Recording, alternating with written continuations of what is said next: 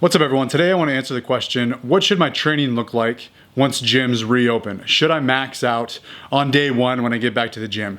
The short answer is yes, because you never know when the gym's going to be taken from you again. So get your reps in while you can.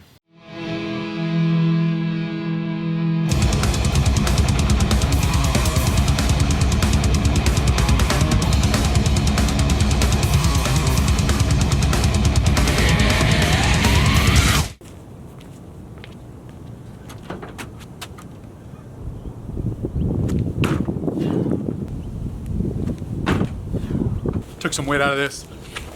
It's around 25 pounds.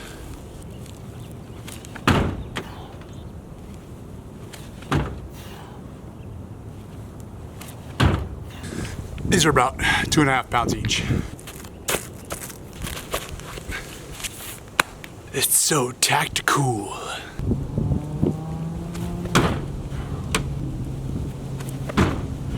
I think 30 pounds is good today. I'm not trying to be a hero right now.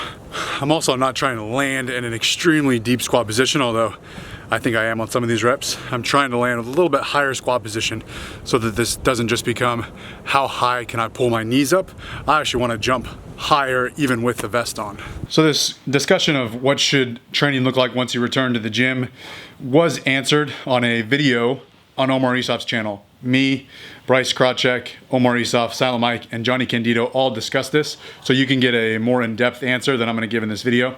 Over on that video, it's on Omar's YouTube channel. The answer I gave was, when you return to the gym, if you haven't been lifting during this whole shelter-in-place deal, when you return to training, I would actually program it the same way that I would program for you if you just finished a powerlifting meet or a peak or a max out week, which seems kind of odd that I would treat a peak or a powerlifting meet the same as a period of inactivity, but both are in a sense detraining, right? You're doing less up to a meet in order to display your strength improvement on the platform. But anyways, what that actually looks like on paper is higher exercise variety and lower specificity, meaning I'm probably not gonna have you do a heavy squat, bench, deadlift, competition style with belt. That would be very specific. So I'm gonna have the variety higher. Front squats, high bar squats, split squats, low bar squats, you name it, barbell lunges, higher exercise variety, a little bit lower specificity. For those of you wondering, this is the MB Power Center PR platform and the MB Power Center FUBAR. You can get more information about these two products on the website, mbpowercenter.com, but I'm going to be using both of these things a lot in my training in the upcoming weeks and even months. And I'm sure I'll explain that in further detail in a future video. Sets and reps, I'm going to prescribe higher volume and lower intensity. And the first reason for that is because I think the best way to prevent injury is to properly manage load on the bar. So maybe don't just jump into maxing out on day one. And the second reason is I'd really like to improve work capacity that you probably lost during this period of inactivity or this period of not training with a barbell. And the third reason is I think that when exercise variety is high, repetitions are high, weight is lower, you have less of a mental connection to what you should be doing, or you're not worried so much about the numbers. Meaning if I told you on day one you're gonna work up to 1 rep, a heavy squat, you're gonna know what you did in the past, and that's gonna be your expectation or your standard going in the gym. And if you don't meet that standard, you might be discouraged. So if I prescribe something like, hey, you're normally a low bar squatter, I'm gonna have you do a high bar squat or a front squat or a heavy goblet squat with a dumbbell, I'm gonna have you work up to a hard set of 10 reps. You're not really gonna have an idea of what that number should be. So you are gonna be more inclined to go off of feel on day one, which I think is totally fine. And further, I would actually prescribe odd numbered reps. So 7s, 9s, 11s, set of 13. Who does that, right? It's only 6s, 8s, 10s, 12s, or if you're really training, 5s. But we don't have as much of a numerical connection to a set of 7 or set of 9 or set of 11 because we rarely ever do that in the gym. So I might prescribe a wide grip deadlift without straps up to a top set of 11. You really have no idea what that weight should be. So again, you're gonna go off of feel and you're not gonna be so attached to a number. Now that was the answer that I gave during this roundtable discussion, and everyone, just kind of went along with it. I think just because we're having a conversation, we're not really arguing or debating. And specifically, Johnny didn't mention anything directly to me after I said that because, off camera he said, hey, I think that was good advice for general public. But Johnny's audience is a little more powerlifting specific than mine. And so Johnny in the past and in this podcast had mentioned the importance of singles year round. And it really got me thinking. He actually discussed this more in depth on his Instagram story, and hopefully he sees this video and makes kind of a rebuttal or response video for his YouTube channel so you can go a little more in depth like he did in the video and Instagram. And it got me thinking. He had mentioned, look, if you are interested in increasing your 1 rep max, whether you're a powerlifter or just someone who wants to increase their squat, bench, deadlift 1 rep max, you're kind of delaying the inevitable by just saying, I'm not going to do singles for a couple months until I get to meet prep.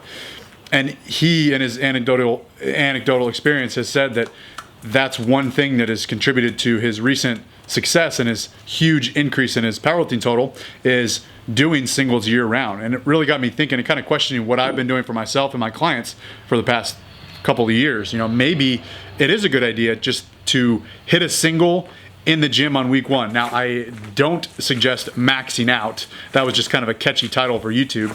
But he suggests doing a single at RP 6 or RP 7. So it's not a grinding single. The bar speed's really not slowing, but it is a heavier single than his repetition work. And I don't want to put words in his mouth, but it kind of seems like he's thinking, look, if you're going to take singles, why delay it? Just start now. Just eat it. Sure, that first single on week 1 or week 2 of being back isn't going to be great, but just do it and you'll be better prepared when you do start taking your singles a little more seriously. This is like Strongman Frogger.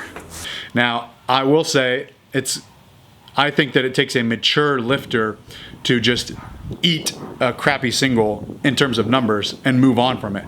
Most people get really frustrated or flustered when their single is not where they want it to be. Even myself in the past, I would get so attached to this single, and it was always the first thing I do in the gym, that it would kind of set the tone for the rest of the workout. If my single sucked, I was kind of in a bad mood and it affected the rest of the workout. If it was a great single, then I'm full of confidence. I got my chest puffed out walking around the gym and I can crush the rest of my workout. But a lot of people, if that single's not great, it kind of, puts a damper on their mood. I think that you have to be a mature lifter, and I think Johnny is a mature lifter, to just, like Johnny says, just take it, just eat it, just do the single and move on. And, Johnny squatted 600 pounds in the past or recently.